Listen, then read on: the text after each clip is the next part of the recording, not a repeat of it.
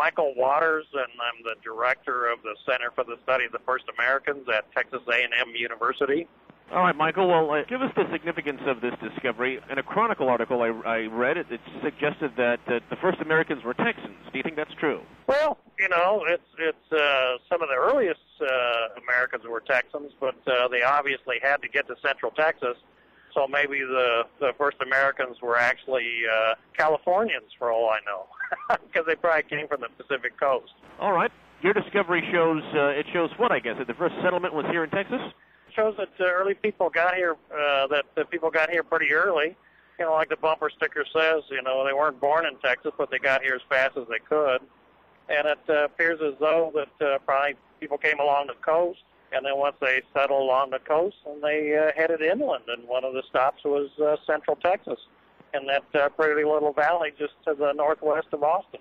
This is pretty significant. I guess this is the oldest settlement finding so far, right, in North America? Yeah, it's definitely the oldest in Texas, and definitely one of the oldest in North America. There's been several other discoveries that have been made up in Wisconsin and Pennsylvania and Oregon, which point to people being here early in the Americas. But the Deborah L. Friedkin site in Central Texas is probably the oldest. That's what the data shows us. What kind of idea do you have of how civilized or advanced were these people? They were hunter and gatherers. They knew how to live off the landscape. They were probably mobile people that were moving from place to place, exploiting resources.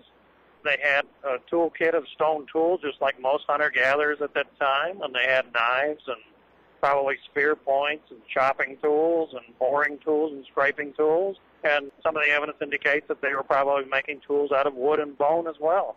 Just hasn't been preserved. So they probably were pretty sophisticated people and knew the landscape and knew how to live on the landscape effectively. So you're saying they crossed over by land from Asia to North America, and then I guess they took a boat down to the present-day U.S., or how does that migration work out? Yeah. The genetic evidence tells us that the first people came from Northeast Asia, what would be Siberia. So those people then had to migrate some way to the New World, and they could have either come across the Bering Land Bridge, which was the dry land connection that connected Asia to North America, to Alaska, and they could have come over then by land and then come down by boat along the Pacific Rim, or they could have come by boat the entire route. They could have skirted the Aleutian Islands and then skirted the coast of Alaska and British Columbia and come into the continental United States around the Washington area. The first big river they would have found would have been the Columbia River, and perhaps that was the point of entry of the first Americans. And then the last question is, how exciting is this for Texas, do you think?